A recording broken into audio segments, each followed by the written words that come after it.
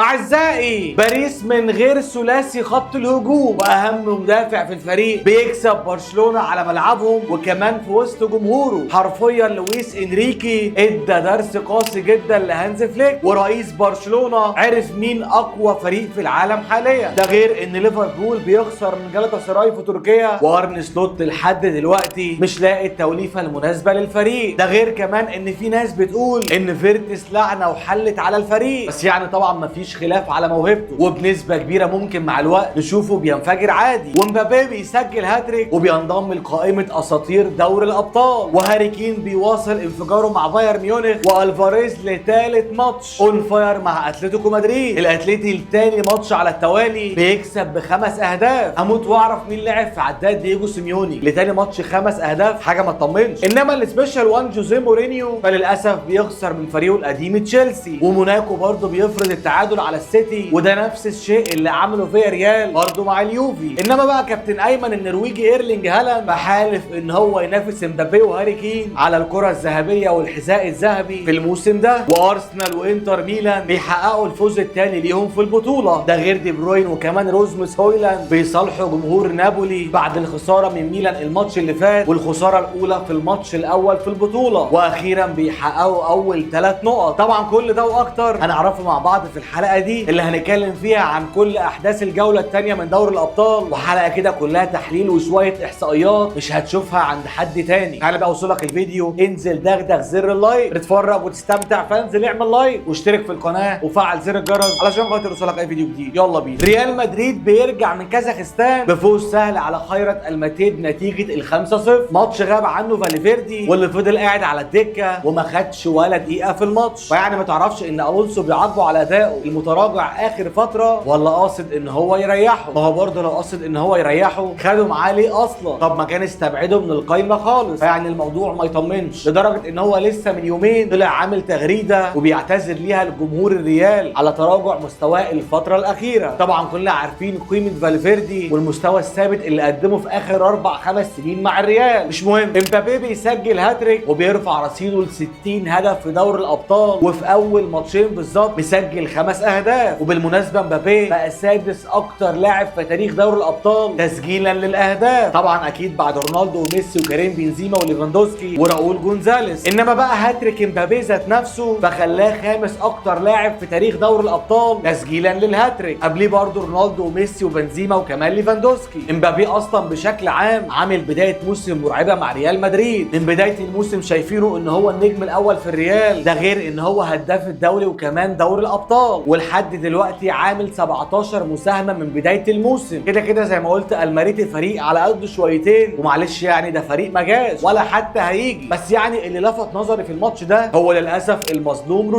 رودريجو اللي نزل في الدقيقه 70 كان اكتر لاعب عامل مراوغات ناجحه في خلال 20 دقيقه بس. ده غير ان هو صنع هدف وعامل بري اسيست اللي هي الكره قبل الاسيست على طول. والله العظيم لاعب زي ده لو في فريق تاني او حتى المفروض في الريال يلعب اساسي وبشكل مستريح، بس للاسف الزحمه اللي موجوده قدام عامله قلق لتشابي الونسو. ده غير الانسجام اللي احنا عارفينه اللي ما بين رودريجو وكمان كيليان امبابي عكس فينيسيوس ومبابي. بس يعني نقول ايه، الله يعين تشابي الونسو. طبعا مش ريال مدريد بس اللي كسب بخماسيه، عملاق المانيا بايرن ميونخ فاز برضو على بافوس بنتيجه 5-1. اذا كان امبابي عامل بدايه مرعبه مع ريال مدريد، فهاري كين مع بايرن ميونخ عامل بدايه اسطوريه حرفيا. طبعا سجل هدفين قدام بافوس، وللعلم ده كان بيلعب صانع العاب تحت المهاجم جاكسون. فانت متخيل هاري كين وصل لاني مرحله مع بايرن ميونخ ووصل لاني مرحله في الكوره بشكل عام. لحد دلوقتي هو هداف البوندسليجا برصيد 10 اهداف، ده غير ان هو تاني هدافين دوري الابطال، ولحد دلوقتي هو اكتر لاعب في الدوريات الخمسه الكبرى يساهم ب 20 هدف. طب اقول لك على الكبيره، بايرن ميونخ من بدايه الموسم لعب 9 ماتشات، هاري كين فاز بجائزه افضل لاعب في ال9 ماتشات كلهم بتوع بايرن ميونخ. فيعني قلت لك بدايه مرعبه. كده كده زي ما قلت لك بايرن ميونخ الموسم ده مرشح للفوز بكل البطولات، ومش بعيد يعني ان هو يكسب دوري الابطال. كامباني عامل منظومه مرعبه، وثنائيه مايكرو إليسيه وكمان هاري كين عاملين فيلم رعب لاي فريق يقابلوه، وده كله جمال موزيالا غايب، امال لما يرجع. انما ثالث فريق فاز بخماسيه يوم الثلاث فهو اتلتيكو مدريد مع دييجو سيميوني اللي مسك فرانكفورت داس على وشه حرفيا بالظبط زي ما انت ما سمعت. اتلتيكو مدريد اللي فاز على الريال يوم السبت اللي فات برضه بخماسيه، يوم الثلاث بيكسب برضه فرانكفورت بخماسيه تانية. اعتقد خلاص سيميوني هيبدا يهاجم ومش هنشوف الكره الكلحه بتاعت زمان. اسطوره الفريق جريزمان وصل للهدف رقم 200 مع الاتليتي. ده غير برضه ان جوليانو سيميوني هو كمان بيسجل هدف، بعيدا عن ان هو ابن دييجو سيميوني، بس يعني استحقاقا للحق لعيب مجتهد ومجهوده جبار في الملعب. انما بقى نجم الفريق خوليان الفاريز ففي اخر 3 ماتشات بالظبط مسجل 8 اهداف. مهاجم زي ما قلت لك من احسن المهاجمين اللي موجودين في العالم حاليا، واي فريق في العالم بيتمناه. غير ان خلاص اتلتيكو مدريد ما بقاش يركن الاتوبيس وبقى له ماتشين بيلعب كره حلوه، ويعني البدايه كانت على قفانا. فاعتقد بالكره اللي هيقدمها سيميوني الفتره اللي جايه هيخلي الفاريز ينفجر اكتر واكتر، بس اما نشوف. انما بقى اهم ماتش يوم الثلاث فليفربول بيخسر من جالاتا سراي لنتيجه 1-0. فيكتور اوسيمين احد اقوى وافضل المهاجمين في اوروبا بيسجل هدف من ضربه جزاء، وكان عامل قلق كبير جدا لفان دايك وكمان كوناتيه. ديت الخساره الثانيه على التوالي لليفربول واللي بيقدم مستوى باهت من بدايه الموسم. الماتش اللي فات خسروا من كريستال بالاس، وفي دوري الابطال بيخسروا من جالاتا سراي، ويعني السبب واضح بشكل كبير. سلوت لغايه دلوقتي مش لاقي التوليفه المناسبه علشان يلعب بيها كل الصفقات الجديده، مش عارف يحافظ على تشكيله الموسم اللي فات اللي فاز بالدوري وكان فريق مرعب لكل الفرق، ويركن الصفقات الجديده اللي كلفت النادي حوالي يجي نص مليار. فكان طبيعي جدا ان مستوى الفريق يتاثر الموسم ده. انا عايز اقول لك ان فيرتس لحد دلوقتي في 9 ماتشات ولا سجل ولا حتى صنع. من الاخر كده مش عارف يحلل القرشين اللي جم بيهم، بس يعني مفيش خلاف على موهبته، وطبيعي جدا ان هو ياخد كل الوقت لان اللعب في ليفربول غير باير ليفركوزن. ده بالمناسبه كمان افضل ماتش ليفربول عمل فيه اداء كويس في بدايه الموسم كان قدام برايتون، وفيرتس كان قاعد على الدكه. وبرده مع كامل احترام الفريمبونج هو مفيش انسجام ما بينه وبين محمد صلاح، الاثنين تحسهم اصلا مش راكبين على بعض عكس صلاح وارنولد قبل كده. ده غير برده ان صلاح ما بقاش يجيله المساحه الكافيه بعد قدوم ايزاك وكمان ايكيتيكي. بص الاثنين كده كده مفيش خلاف عليهم، بس للاسف حجموا من حجم المساحات اللي كانت بتيجي لصلاح وتاثيره بدا يقل مع الفريق. هنا بقى دي المشكله، هل المفروض ارن سلوت كان يحافظ على التشكيله القديمه اللي كان بيلعب بيها الموسم اللي فات ويبدا يشارك لاعب تدريجيا، ولا الاداره بتضغط عليه وبتجبره ان الصفقات الجديده تلعب علشان للاسف هم دافعين دم قلبهم؟ بالنسبه لي شايف الحل انه ثلاثي خط الوسط يبداوا اساسيين اللي هو جرافنبيرخ وماكاليستير وكمان سوبوزلاي، وصلاح قدامه وجاكبو معاه، ومره تحط فيرت ومره ايزاك ومره ايكيتيكي. ده يعني عشان خاطر توازن الفريق، انما غير كده فهيأدي الموسم كارثه زي ريال مدريد الموسم اللي فات. طبعا في باقي ماتشات يوم الثلاث فمارسيليا بيكسب اياكس برباعيه. فاكر اوباميانج لاعب برشلونه وارسنال سابقا سجل هدف، هو وكمان جرين وود اللي خرج من مانشستر يونايتد عامل بدايه كويسه جدا مع الفريق وقدر ان هو يسجل هدف. انما انتر ميلان فبيحقق الفوز الثاني ليه على التوالي وبيكسب سلافيا براغ بنتيجه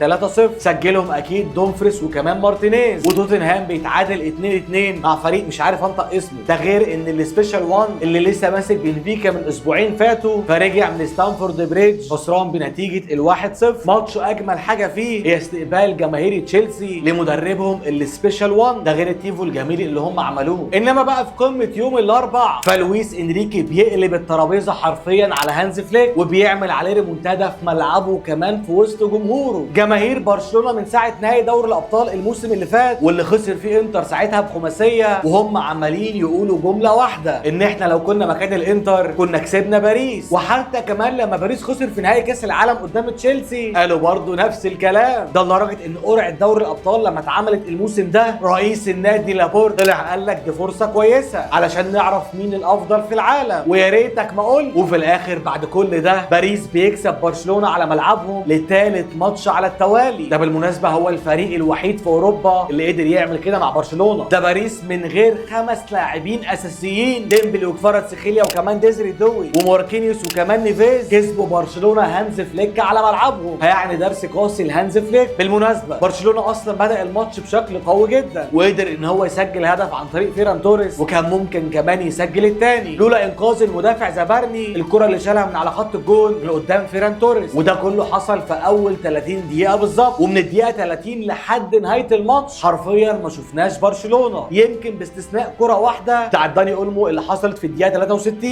يا جدعان نونو مينديش اللي بيلعب على تاني افضل لاعب في العالم اللي هو لامين يامال حرفيا لتاني ماتش ليه قدامه بيفوز بجائزه رجل الماتش. اي نعم هو كان واخد انذار قدامه، بس يحسب ليه انه خد الكره وعمل انطلاقه وعمل اسيست اللاعب صغير اسمه مايلولو وسجل ساعتها التعادل، والنتيجه تبقى 1-1 في الشوط الاول. في الشوط الثاني زي ما قلت لك برشلونه ما عملش غير تسديده اولمو بس اللي انقذها اشرف حكيمي برده من على خط الجول. ده غير ان خروج بدري اصلا من نص الملعب اثر بشكل كبير على منظومه هانز فليك، وكان سبب رئيسي ان باريس يكتسح ويسيطر على الماتش كله. الفرق ما بين لويس انريكي وهانز فليك، وعلشان تعرف ليه ان هو ليه فاز بافضل مدرب في العالم، نونو مينديش كان واخد انذار قدام لامين يامال، وكان ممكن مع اي تدخل تاني كان ياخد الكارت الاصفر التاني ويطرد. بس شوف بقى المدرب اللي قاري الماتش وحاضر ذهنيا وعارف هو بيعمل ايه. رغم غياب 5 لاعبين اساسيين نزل لوكاس هرنانديز يلعب مكان نونو مينديش وطلع نونو مينديش جناح، وبكده الالتحامات ما بين نونو مينديش ولامين يامال هتقل بشكل كبير، وطبيعي جدا مش هياخد الانذار الثاني. فديت نقطه بسيطه جدا تعرفك مدى ذكاء لويس انريكي والمنظومه اللي بيلعب بيها. لويس انريكي عامل منظومه مرعبه ما تاثرتش بغياب 5 لاعبين اساسيين، فما بالك بقى لو كان بيلعبوا. انما اشرف حكيمي من الناحيه الثانيه كان دايما بيحسسني ان هو جناح اكتر من ان هو ظهير، هو اللي صنع الهدف الثاني، ده غير كره اولمو اللي شالها في الدقيقه 63. من وجهه نظري شايف اصلا ان اشرف حكيمي كان احسن لاعب في الماتش، بس هنرجع نقول ان مينديش كان موقف ثاني احسن لاعب في العالم. فبالمناسبه ظاهرين باريس حكيمي ومينديش هم الافضل في العالم من الموسم اللي فات، ده بل كمان لسنين جايه قدام. للاسف دفاع برشلونه اللي دايما بيلعب على اسلوب التسلل ما نفعتش معاهم في ولا ماتش كبير، وبالاخص في دوري الابطال. السنه اللي فاتت قدام انتر روحوا، والسنه دي قدام باريس لفريق كبير غايب منه 5 لاعبين اساسيين برضه بيخسر. فللاسف الاسلوب ده مستحيل ان برشلونه يحقق بيه دوري الابطال، لانك هتواجه نفس الازمه قدام اي فريق كبير بالاخص في الادوار الاقصائيه. فاتمنى هانز فليك ينزل شويه على ارض الواقع ويعرف حجم مدافعينه. اعتقد بالنسبه لي الماتش ده لو كان فيه عثمان ديمبلي ودوي وكمان كفاراتسخيليا ونيفيز وماركينيوس وكمان رافينيا وجارسيا وكمان فيرمين لوبيز كان هينقل الماتش لحته ثانيه. بس كلنا للاسف عارفين الاصابات وكميه الماتشات الكتيره اللي بتتلعب مؤخرا بقت مؤثره بشكل واضح على اللاعبين، لدرجه ان من بدايه الموسم لحد دلوقتي مفيش فريق كبير في اوروبا لازم يكون عنده اصابات. الله اعلم من هنا لكاس العالم مين هيكون موجود. نسيب انريكي وهانز فليك ونروح للبيب. للاسف موناكو اتعادل معاه في اخر دقيقه في الماتش، حرفيا موناكو خد نقطه من بق الاسد. إيريك داير لاعب توتنهام سابقا سجل ضربه جزاء في اخر دقيقه، ده غير ان كابتن ايمن النرويجي ايرلينج هالاند هو اللي مسجل الهدفين. طبعا التعادل بتاع من خساره لمانشستر سيتي وماتش زي دوت ممكن يكلفهم كتير، ده يعني لو عايز يصعد من غير ملاحق. انما ارسنال بيكسب اولمبيكوس 2-0 سجلهم مارتينيلي وكمان ساكا. واخيرا نابولي بيحقق اول فوز ليه في دوري الابطال الموسم ده بقياده الساحر كيفن دي بروين، واللي هربان من مانشستر يونايتد روزمز هويلاند. سبحان الله اي لاعب يخرج من اليونايتد مستواه يتحول 180 درجه. شوف انتوني اول ما خرج وهويلاند اهو، وحتى كمان جرين وود مع مارسيليا. بس بقى كده الحلقه خلصت. لو الفيديو عجبك شكد عليك لايك واشتراك، ونشوفكم ان شاء الله في حلقه جديده. سلام عليكم.